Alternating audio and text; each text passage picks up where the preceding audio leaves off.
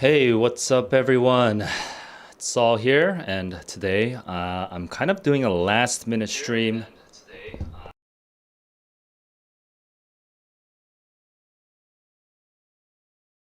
Sorry, there was a bit of a technical issue. I didn't realize I was playing my video back on myself, but anyway, I'm doing a last minute stream.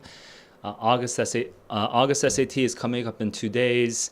The August SAT or the August 2025 SSQB drop just happened like less than a week ago. Things are a little chaotic. My academy decided to make us teach the questions here today, but I really didn't want to teach it without recording the video first. So this is what I'm doing. I'm just sort of streaming. I want to be able to show it. I want to be able to record the first time I ever see the questions. So I'm doing that right now. I'm jamming this. I don't know if you can see.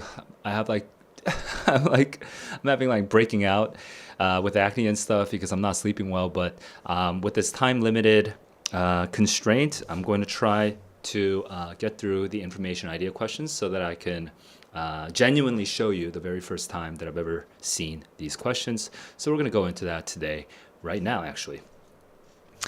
So I wanted to not have to use this website, but you know, so be it. It's currently the only resource available for me right now. So right now what I'm doing is I'm looking at One Prep's difficulty hard 2025 August, and I'm going to hit apply. All right, so now we have 62 English questions, and I'm going to do information and ideas. And I guess I'll just go question by question, right? I'll go in this order. So I'm plunging myself right into the deep end of the pool. I'm not really warmed up or anything, so we'll see. But I'm going to try to do the best that I can with this ridiculous time limit that I'm working with right now. So here we go. All right. By the way, it's my first time ever seeing this seeing this website. I've never really used this website, so there might be some jank, okay? But please forgive. I'm just figuring out what's going on here. This is just set information, and this is just, okay, and here we go. 2022 paper, demo. Assumed anti-gravity assumed that it lacked experimental support, argued that we should consider on theoretical grounds because evidence against is lacking, okay?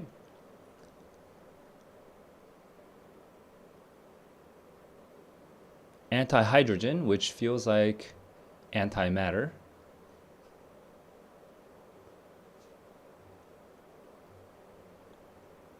Inconsistent with anti-gravity. Attraction. Okay, they didn't repel. They did not repel hydrogen. Here we go. Main idea of the text is we rejected, main idea means here we have the study. No, we have the theoretical argument, and then we have the counter example study. The words escape me right now. I'm kind of in a rush today, but okay. And then we're kind of rejecting the experimental support. So there's one proposal, but we're kind of undermining the premise for that proposal. So the main idea of the text is no evidence. We actually do have evidence against. Okay, that's 1 year later.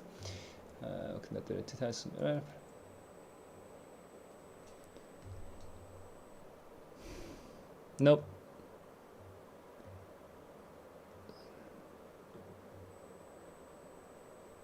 Yep, beep. And but there is,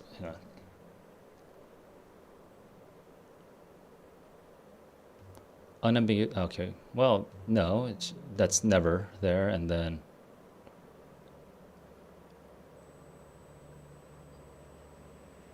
okay, yeah. I can tell I'm reading kind of slowly today, so I feel like maybe I'm just overly tense. So I kind of need to warm up, but basically I am sure of B. And what am I supposed to do right now? This is explanation, and then there's... Okay, let's hide that. And then let's do check. So yeah, this is my final answer. I'm very confident, so boom. Oh, it just literally says correct. Is that it? And then, oh, bro, wall of text. Okay. Yeah. So we're good. Anyway, the rational. Yeah. He was going for theory. They went for empirical. Got it. Next.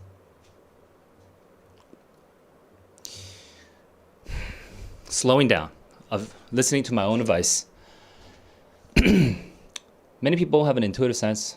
While we ought not to lie, lying might be permissible. Sure.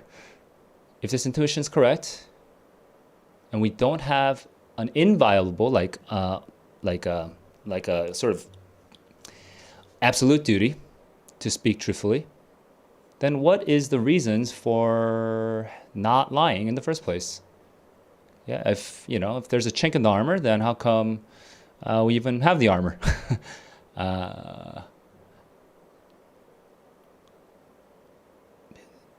Okay, respect others' agency, basically.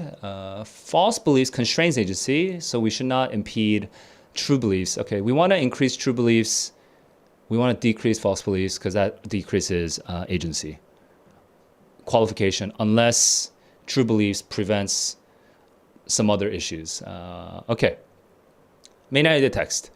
Although we have an intuition that we are allowed to lie in certain cases, we have this belief, or JP advances this idea that we actually have a duty not to lie because of respecting agency. All right, let's go. One potential means of justifying is the argument that we have an obligation to respect agency. That entails a commitment to truthfulness and qualification. That has to be correct. Let's go and jump check. Intuitive sense lines, purposes, lack of principle. The way is off. If we have a duty, but this presumption doesn't exist, and if possession of false belief constrains agency, which that's also not a presumption. This is not like, it's not, okay, so these are both ifs. Both of the ifs are wrong. And then inviolable is also false. That's backwards. So sure the grounds for opposition.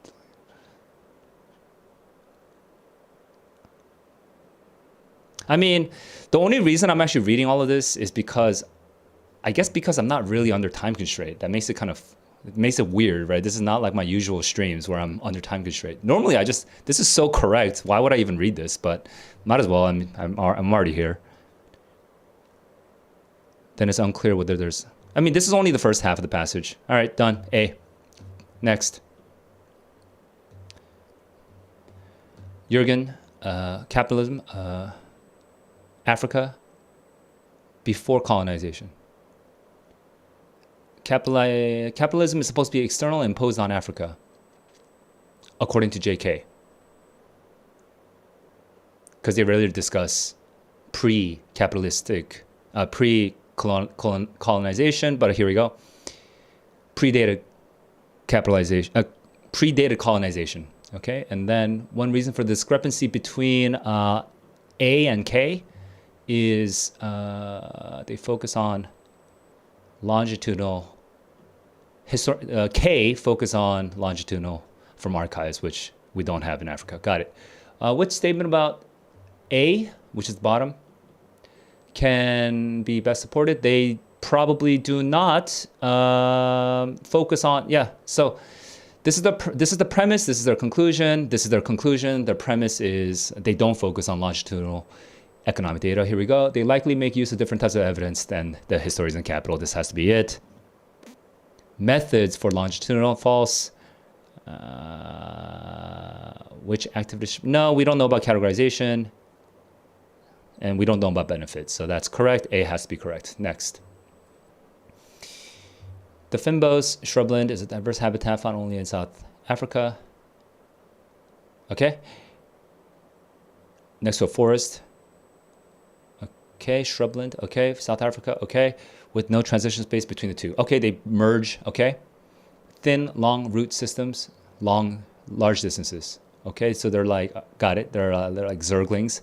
Ecologists transplanted tree seedlings from the forest into the Fynbos, okay? So do they get choked out, I guess? Seedlings in the plots, isolated from the roots of Fynbos, exhibit growth rate 5 times greater. Yeah. Oh, dude, I predicted the answer. Okay. I predicted the findings, so they do get choked out. What role do Fynbos roots most likely have in maintaining the border between shrubland and forest habitats? They just choke out the trees. They choke out the trees. Damage the... Nope. Well, not the roots, right? Because we're talking about the actual... Not the roots. That they cause... Nope. A lot of the plants taken... prevented from flourishing in the Fynbos is probably correct, but using a little bit of because we don't say nutrients. There we go, nutrients. Okay, yeah, it has to be C. Okay, has to be C, not B, or not damage the root systems is also, we don't have that here because we don't talk about damage. Okay, so we're gonna go with absorbing nutrients, and that has to be, wait, I'm not tripping, right? I'm confident. Yeah, I'm good. Why do I doubt? I defended it out. It was basically my prediction, right? So moving on. Next question. Oof, laggy. Question 5. Question 5. West, 1920, evening. Spars are the masts. Moorings are ropes. Riding light is the light that shines when it's anchored. Okay. Spars, moorings. When the little lights, little reports come out. Wait, what's this called? Evening. Okay. When little lights quivering down the water with the stars. Okay, nice. Reflections and all the slender spars. Spars is the masts. Range at their moorings. Okay. Veer with tide about. Okay. When race of wind is stilled. When it's all calm. Calm. Single riding light. Our single riding light. There's a single boat. We're all, I guess we're in the boat. And the curve of the veil, Simba's water pool, a slumberous world. Then, only then, have I thought how sweet old age might sink upon. Oh, you in the youth. Quiet beneath the riding light of truth. Weathered through storms. Ah, okay, I see. So kind of the metaphor is old age is being docked out of port. And yeah, chill, calm, and then reflection on age. So main idea of the text is just as, let me predict, just as the calmness of night when all the ships are docked kind of gives you a sort of sweetness. You know, it's kind of sweet to be old after the youth, the adventures of youth. Okay. Tranquility, can you climb? Yeah, that's A. It's A. I mean, I wouldn't even really look at B, C, and D. I'm just quickly checking. It's A. Contrast between, nope, no day. I'm done. Not too hard. Score band is 7 apparently. What is 7? Is that the hardest? Because that was not too hard for me at least. But I guess it's literature, so that's why you guys struggle with that. Let's go to, what are these buttons? The hell is that? Oh. What's this? Oh, I can annotate? Oh, nice. Well, that's cute.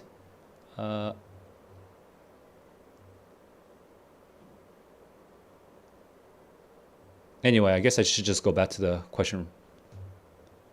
Cool.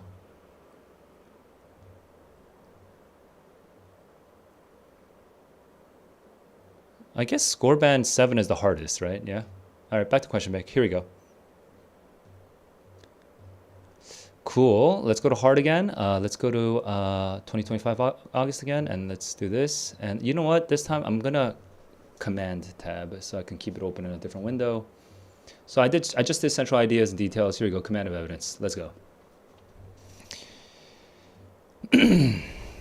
Karen, jellyfish fossils, B shale, a site in the. Is there a way to write notes? No, right? All right, whatever. I'll just do this then. Jellyfish fossils and birds and the fossils from the Cambrian period, 500 million years ago. Karen, these oldest jellyfish fossils, okay, ever discovered in the past 20 years. Similar age, likely, okay. But the parent tentacles are comb rows of. Oh, I see. Distantly related. Okay. So weaken the claim by Karen is that if we were trying to weaken the claim by Karen, so this whole thing, then I'm just distracted by how not well implemented that is, but okay. All right, I'll just stick with the yellow. Yeah, I mean, we just have to say they are related to jellyfish. So the China and United States projecting tentacles are actually jellyfish tentacles, and then let's just go. Boom, boom, boom. So nope. Have been discovered in China. Nope. Were better preserved than fossils discovered by other researchers in China. Okay, so we're talking about preservation. Interesting. Oh,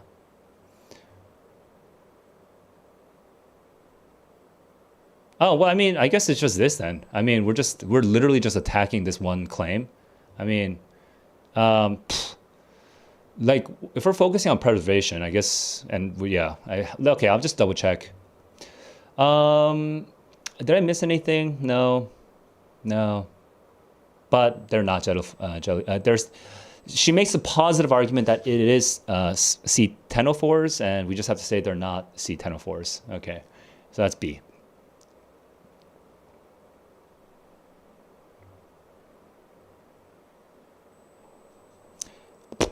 Yeah, I mean, has to be. Next.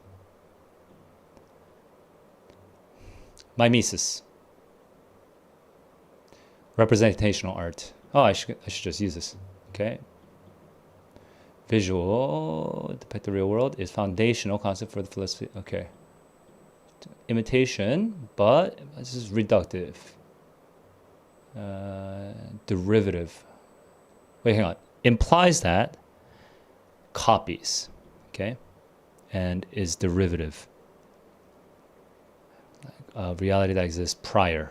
Okay. Translating mimesis obscures the multifaceted ways that, okay, because maybe it's not prior, maybe the reality is not outside the art, maybe art and reality kind of like blend into each other. So we need to have a statement to support this claim. Whereas the claim is there a specific claim? It's right here, I guess. This whole thing, I guess.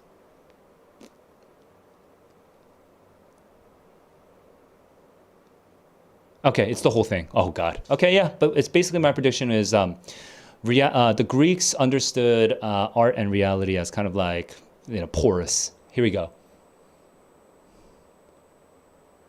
Don't know what that's going for. I'm looking for like a boundary. Looking for reality. Inferior. So maybe art's capacity. Envision. Ooh, interesting. Could, but don't. That's actually the opposite. Yeah. Yeah. I'm going with D temporarily, but I was rushing. I was kind of looking for my match words. So let me try this again. Okay, that's just random detail. That's unrelated to the causal chain. Yeah, it's D. Okay. Next. So let's see, where are we right now? Banana ripening time. Different temperatures. Hotter, ripens faster, with and without ethylene. And if you have ethylene, it ripens even faster. Okay. All right, should be easy. I don't know why this is a difficulty hard one. Test the effect of temperature and ethylene. Untreated. Comparing with concluded that complete. Well, yeah, obviously temperature makes it faster and ethylene makes it even faster. But wait, and we're only focusing on ripening speed. So here we go. Treated with ethylene, ripen faster at 14 than and 16 than greater absolute change in ripening time. At 40. What? I mean, that's kind of stupid, but okay. I mean, that's true. I was looking for faster, but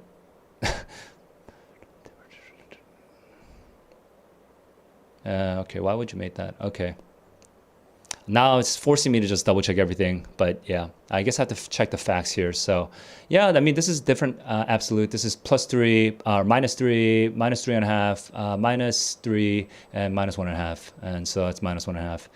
And so yes, that is that is just a silly brute force question that you have to do. I'm done. Next. Species, adaptations, toxins. Variety of uses of those toxins. We can use it for defense, predation, intra-species, specific, or is specific species? Is it supposed to be species? Is that a typo? Or am I just like, is that just like like a technical word that I'm not aware of? But anyway, predation, defense, and competition. Got it. Produce multiple uses. Cool.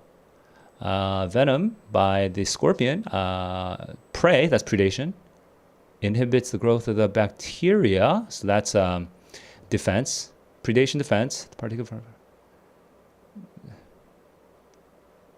may have propagated through a species because during feeding, predation. Well, that's, I guess you can get attacked during feeding by bacteria. But because if this is his actual evidence and this is a pathogenic bacteria, then feeding, oh, maybe you can get this is E. coli. Oh, okay, that's E. coli. So you get the bacteria from the food. Interesting. All right, so that is defense and predation. So we just need to confirm that bacteria can happen during feeding. E. coli is frequently found in species preyed on by P. grass. That's the yes, C. granosus, okay, and can survive exposure to digestive juices of C. granosus, so it's definitely B. Nope.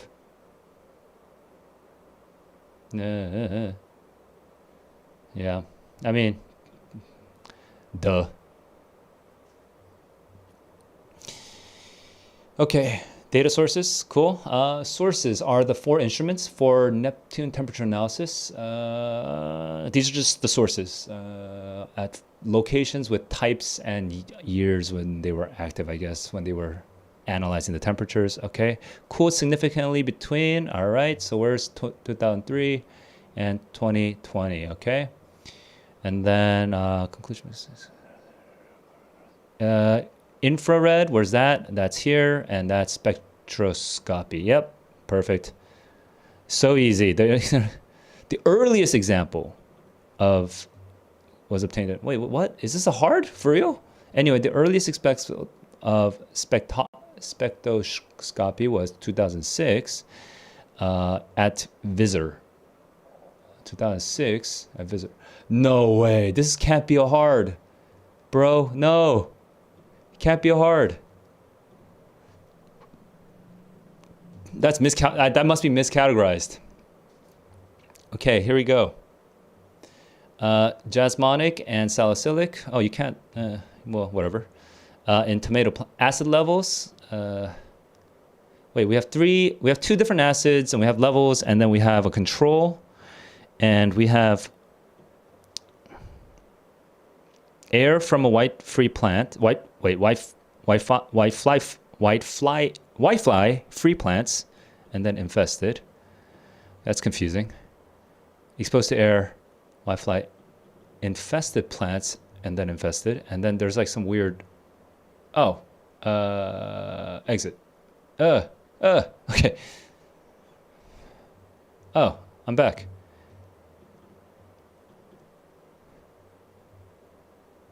So apparently, if you have a whitefly free plant, the infested.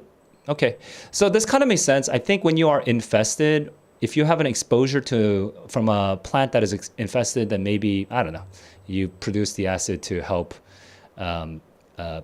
like digest it or something. I don't know. Let's go. In tomato plants, defensive production of jasmonic acid. Okay, salicylic. But here we go. Microbial causes salicylic, whereas herbivory is just jasmonic. wait, these are tomato plants. Okay, so these are, yeah. And they emit airborne chemicals. Okay, that's the air. To initiate the appropriate defense in nearby tomato plants, right? Because we're good neighbors. Investigate the poor resistance. The poor resistance. Okay, that's complicated. The poor resistance, hang on. Show to whitefly herbivory. Okay, that's, you need to have more Jasmonic to attack herbivory.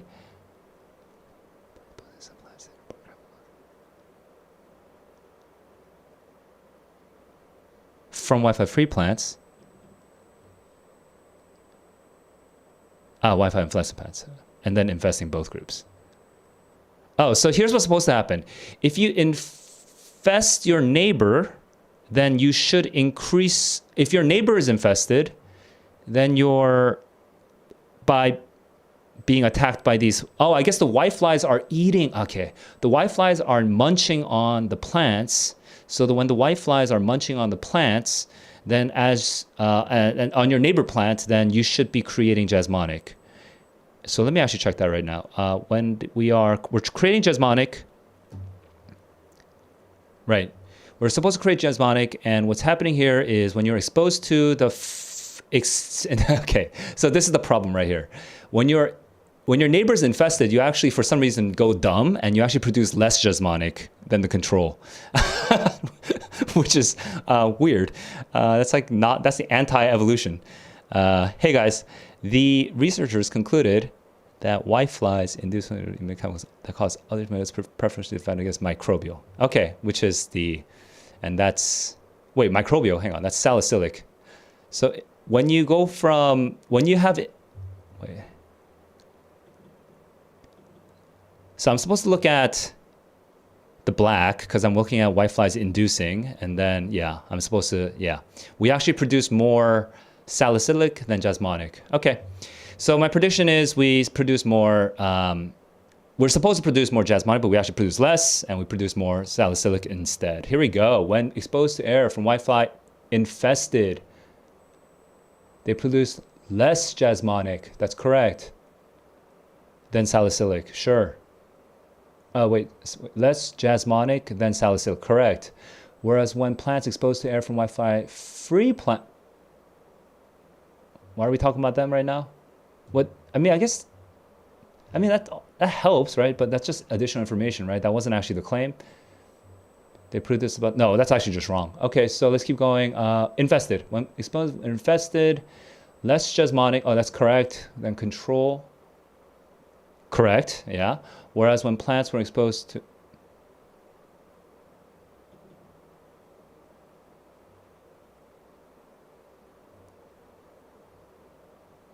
No, okay, I'm looking for infested. Okay, infested, okay. Oh man, okay. Infested, whereas when plants exposed to air from Wi-Fi, infested plants were infested. They plant less Jasmonic and more salicylic than, oh. The answer I was looking for is in the second half of the answer. They produced more Jasmonic and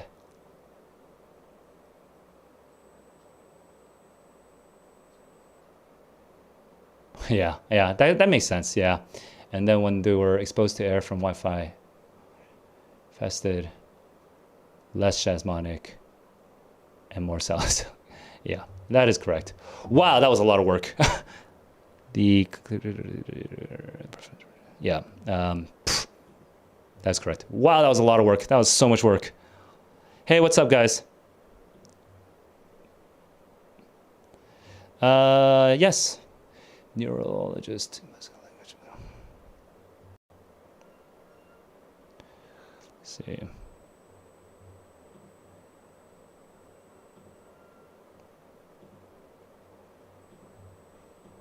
Troll. Okay, let's go. Language detectability of 18 dogs, brain activity. I've seen this before, but I'll just go through this. But this one I've seen this before, so I'll have to just. Well, here we go. So I'll just walk through it like as if I hadn't seen it before.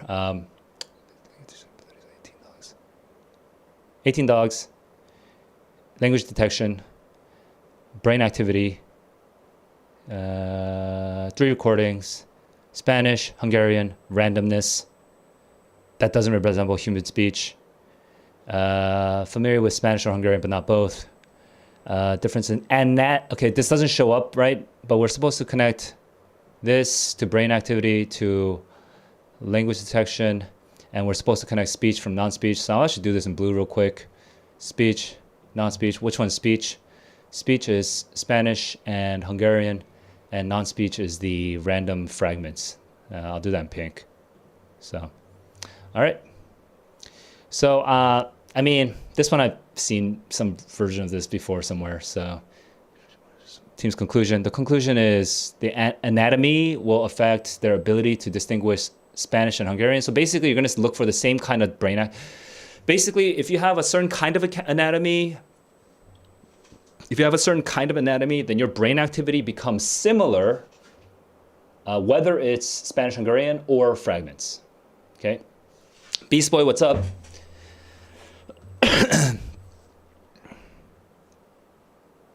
Okay, we're connecting speech to speech. Shorter head, okay, longer head dogs, greater difference in brain activity. Spanish or Hungarian. Than when hearing.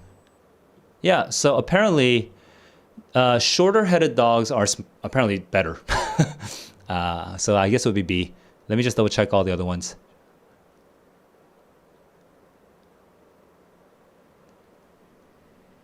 The pattern was different.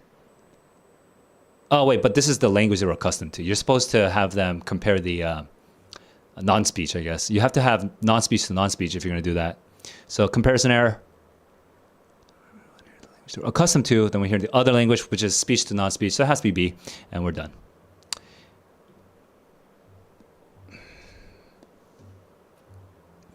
I've also seen this one, but, you know, I'll just kind of cosplay this.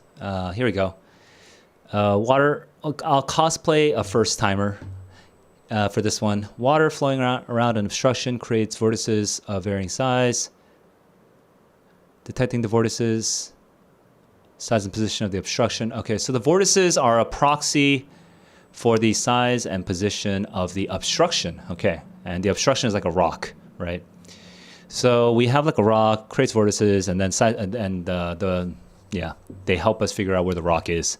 And we have narrow, intermediate, wide. We have 2 questions in a row with head shapes. For medium-sized vortices, okay, fish with wide heads, okay, that's interesting. I thought we were going to go for like a correlation here, but we're not doing correlations. Would be least able to distinguish between vortices and general turbulence, though they should be bad at detecting vortices. Oh, okay, so detection of the vortices is the idea here. A second as high in low visibility. What the heck? Low visibility, where does that come from? Was that the first time we got? Yeah, well, I guess that makes sense. Low visibility because they can't see it. Wider-headed fish would be less likely than narrow, because wide heads would bump into the obstructions. They're gonna not notice the obstruction compared to narrow-headed. We need to support this, so we're just gonna say that the wider-headed could not find the obstruction, and so they bump into it. And I said bump partly because I think I've seen this question. But with medium and low visibility, wide head bumped into more than half. Oh, this is interesting. This is not our comparison, actually. We don't get the comparison here. We need the comparison with wider and narrower. So this is halfway there, but not all the way there. Medium, low, narrow. Oof, no, that's the opposite. Medium, low, wide, more often than narrow. And that's correct. I don't think I would even need to read this one at this point, but medium, low, narrow, wider, just as often. That's the opposite. So it's C. All right, next. Okay, cool. New one. Never seen this. Delta 15N values in seagrass samples. Okay, 15N. So we're going to figure out what 15N is, but seagrass samples from 4 sites on the Yucatan. So we have boom, boom, boom, boom, boom, boom, boom, boom. And then we are looking at how it goes. Generally, doesn't go, there's no generalizable pattern. Okay, it's kind of just random. So what's delta 15N? Let's go. Oh, less enriched if it's natural. Wastewater. Oh, okay. So the higher it is, the worse it is. Can be proxied by the delta 15N. The ratio of 15N to 14N. Okay. That's interesting. The ratio. So do you have to have... and the seagrass... Okay, this is just a new character here from sites on tourist development. So lots of human feces or wastewater. Low tourism. Okay, that's less wastewater. Okay, so which one has more wastewater? That is A has higher, and T has higher wastewater. And you know what? That checks out. The ratios are higher. 6-ish. These are less than 3. Okay. Yeah. Happen intermittently. Okay. Human wastewater. Cool. Intermittently. So now I need to look at breakage of the patterns, because right now I'm talking about the intermediate tourism sites, and 2017 was a good year. And, February 2017 is my initial prediction, and October 2016 is my second prediction. But I'm going to focus on February 2017. So here we go. I'm looking at A versus T, A and T. Oof, okay. February 2017, give me February 2017. Been A and T, there we go. Lowest level. Off topic. In A and T, fluctuated considerably between 16 and 2017. Boom, boom, boom. Did it fluctuate? Yes, it fluctuated considerably, so it's D. All right, we're done.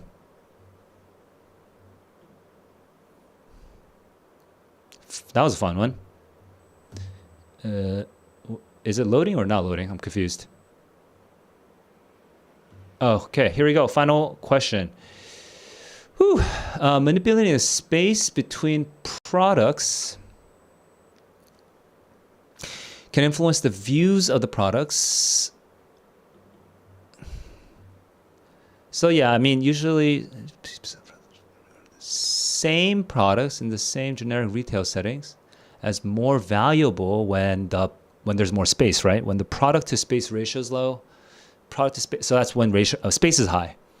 Okay, so more space means more value. But in one of the experiments, arranged jewelry with different levels of space, cool. At so because these are generics, and these are Tiffany versus Forever 21, okay? Suggests that a store context associated with inexpensive, which is Forever 21, may moderate the effects. Okay, so the delta of the, okay. So when there's more space, it's more valuable, especially so in places like Tiffany.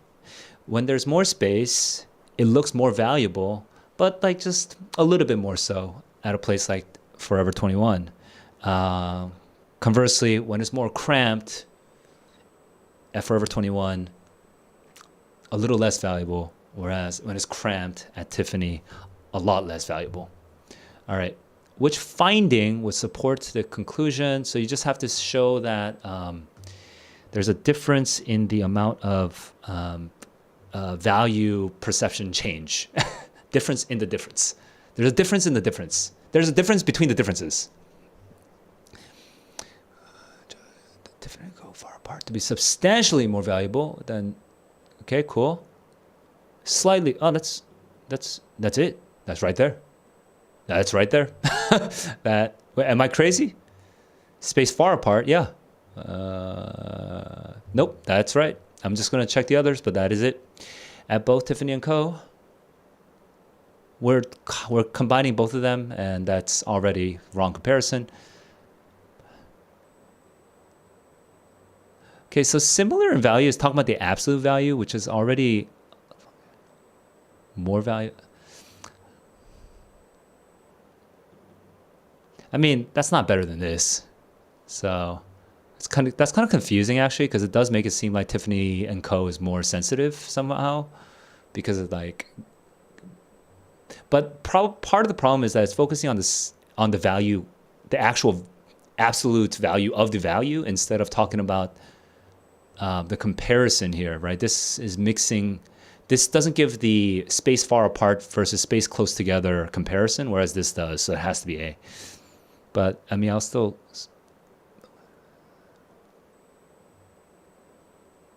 Tiffany. Why are we comparing Tiffany to? Okay, so yeah, it's A. Check. Done. 10 questions. Show navigation. Boom, boom, boom, boom, boom. All right. And what's my stats? Bah. Did I do all 15 questions? Hell yeah. Back to question bank. Let's go. I did command of evidence. Let's do inferences. What's the timestamp for inference? Timestamp for inference is 41:36 or something, right? All right.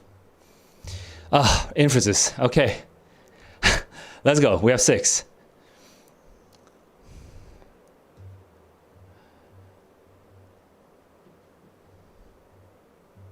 Sorry, I'm just dealing with a little bit of a technicality right now. Okay, I'm back to, I think I'm good. Here we go. Question, yes, inferences, let's go. Oh, my voice is going out. I've been teaching all 2 weeks, like really insane schedule. Social norm, gift giving. One recognized norm is that the time of the thoughtfulness. Okay. There's studies surrounding the giving of cards, because this is not a lot of time. Digital as superior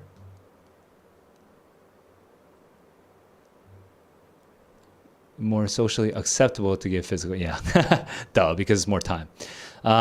Because this suggests that digital is too easy and not very thoughtful. I mean, this is such an easy inference. Because attachment offers. Nope. That's desirable. Nope. Perceives requiring low effort. Yep. Appreciate. Oh. Givers. Hang on. Give me a sec. Are we talking about givers right now? Wait. What is this sentence? Noting that while recipients superior. Give. I see. This is talking about givers. But then this is kind of it's interesting. Wrongly. That's interesting. What this wrongly. Wait. Let me just double check A, B, C, D, because I might have missed something.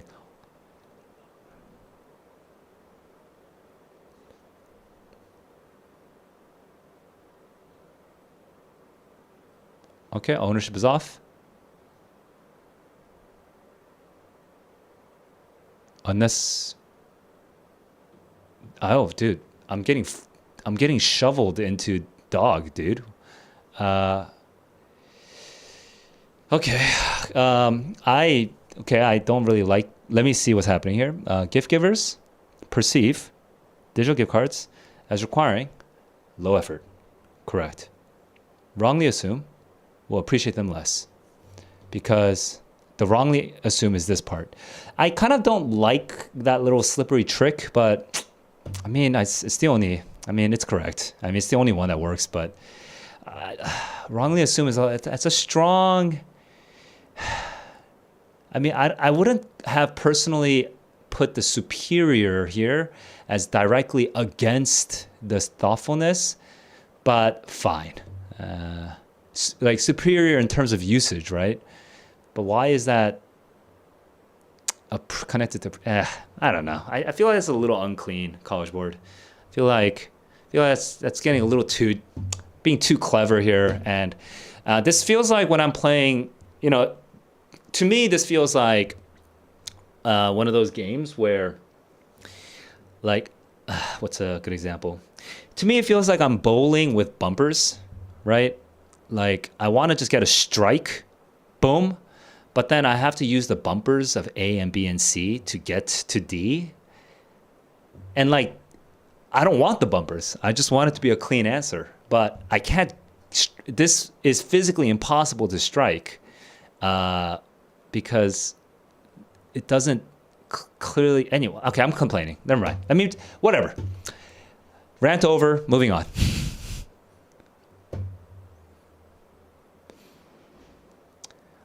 Let's go.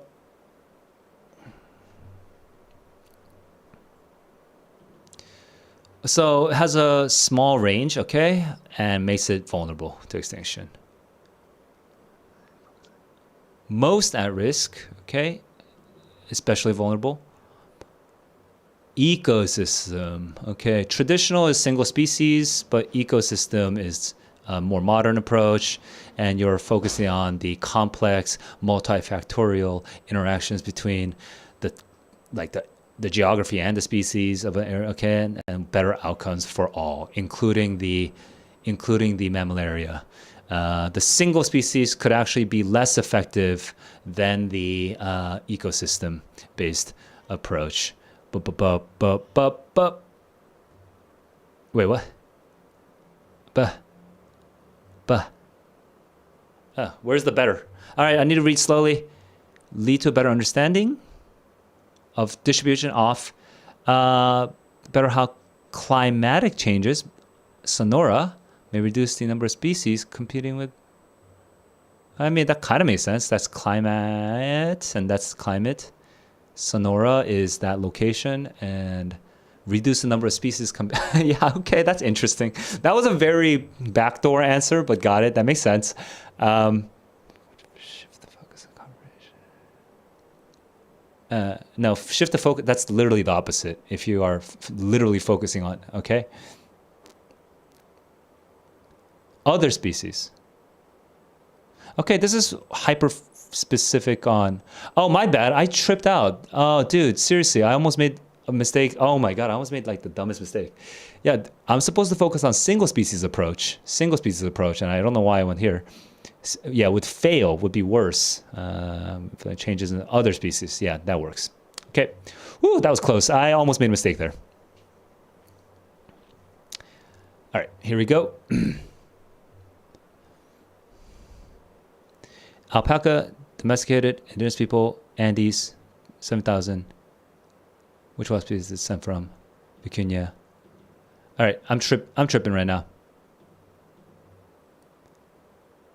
Kind of zoned out because Pooley said, "Is this excluded from the Blue Book?" And I just realized I don't know. Is this excluded from the Blue Book? Did I set this up wrong? Did this come out in the Blue Book? Okay, well here we go. Alpaca, domesticated, indigenous people, Andes, 7,000 years ago. Wild species they're descent from. The V or the G. And we might have solved the mystery. V. Only 64% from its. The rest comes from the llama. Oh, so it's kind of both. All right. And the rest. Llama and alpaca. Only a handful of generations between 400 and 500. Okay, so it can be inferred that, oh, this is a fun one. Domesticated 7,000 years ago, mostly from the V. So V to the A, V to the A, and then 7,000 years ago, domesticated. Okay. Meanwhile,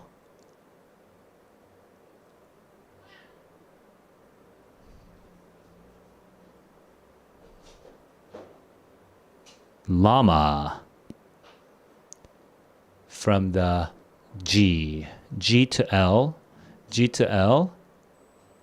and I'm kind of zoning out. My eyes are swimming, but I got it. G to L, V to A, G to L, and this is all pretty recent. So, yeah, I mean, it was quite intense because we get 36% from the llama. That's a lot. And which is, yeah.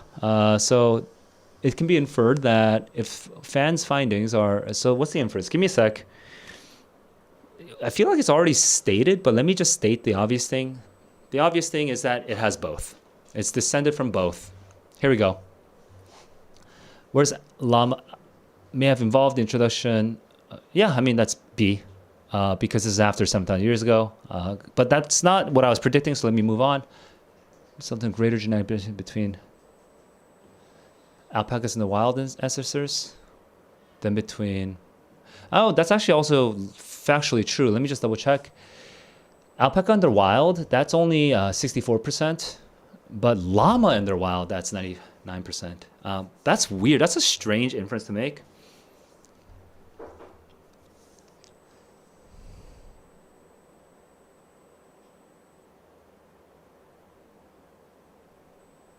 Okay, but yeah, I mean, that's just true. And I guess the problem with B is that we don't know that they actually domesticated. We do know it was after domestication, but maybe they have, I don't know.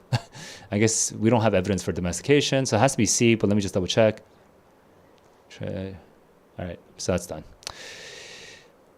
That was kind of rough. I think I felt my eyes swimming because I think this interface is so white. It's like so, God, it's like, I'm like, it's so white. Like, it's so hard to see. God, I want like my eyes, dude.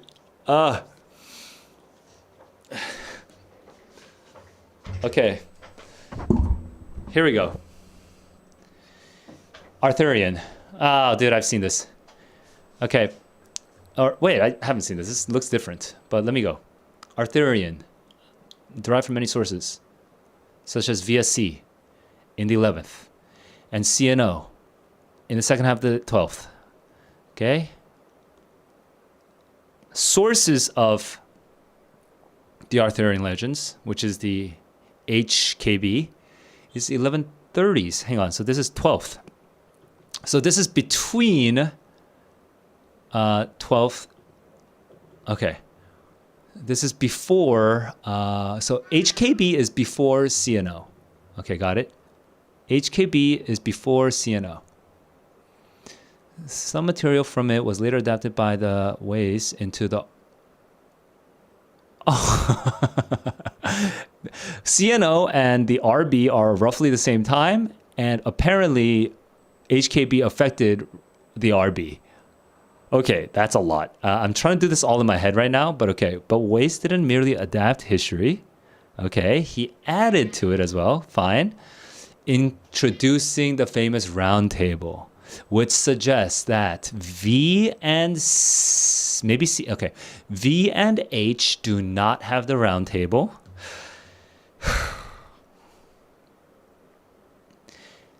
R has the round table. Oh, wait, shit. This is the history. My bad.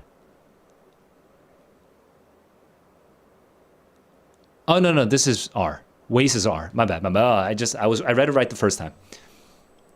So, R has a round table, and CNO might have the round table, but we don't know. Okay, here we go. R has the round table. Oh, hey, round table. The VSC is the youngest one, right? The oldest one, right? Yeah. So this has to be true because this came way later. He introduced the round table way later. So it has to be true. And actually, if this was a real test, I would actually I might just bookmark it and move on. But, you know, I'm just going to double check all the answer choices because I'm going to check it right now. So accurate is off topic. Unaware of the stories of the round table. Wait, what? Monmouth.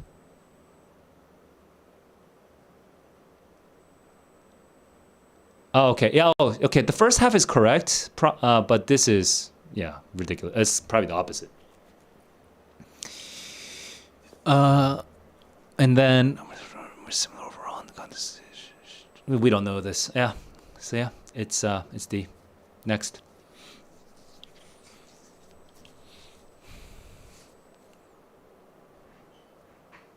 Then my reign will be. I think I'm okay, guys. All right, here we go. With the ongoing expansion of e-commerce, consumers are expecting faster delivery, last mile logistics. Okay. Expansion of commerce, faster and faster delivery, last mile, just routes. Okay, so that's a problem we're trying to mitigate with drones, but these innovations tend to have their own complications. Leading resources conclude that we will continue to struggle. I mean, there's a problem and we haven't solved the problem.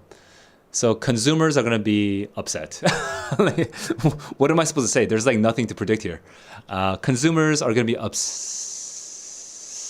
Oh, hang on. Yeah, actually, that's weirdly, that is basically my prediction. Wow. Yeah, that maybe viable is a little strong, right? But yeah, okay. Well, that is more or less my prediction. Let me just check the other ones.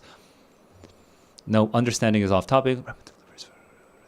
Satisfaction off topic. There's no sufficient incentive. Yeah, no, it's A. Okay, done. Next. Last information and ideas question. Here we go. JKT explains. London, we had these guilds. Okay? And they were participants in a culture of gift giving. And that signaled and conferred, right? Okay, gift giving means I'm socially high up, and gift giving makes me socially high up.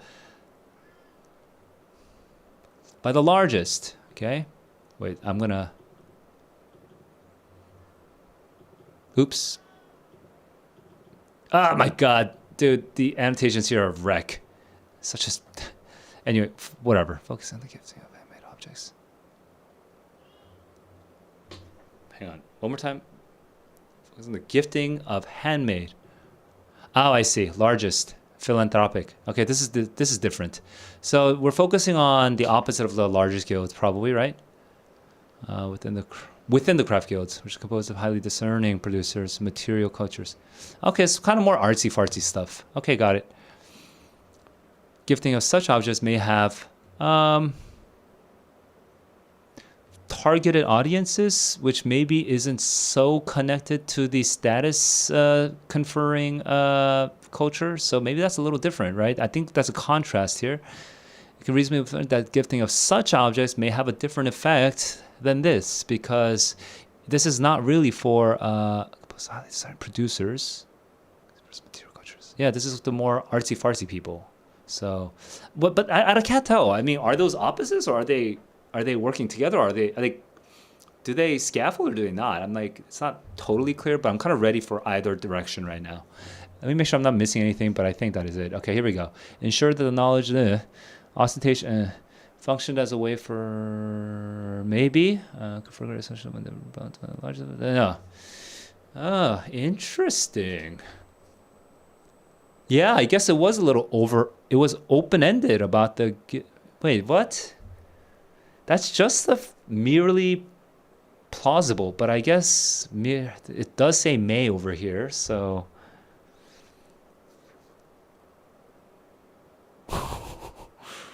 Yeah, I guess among their peers, right?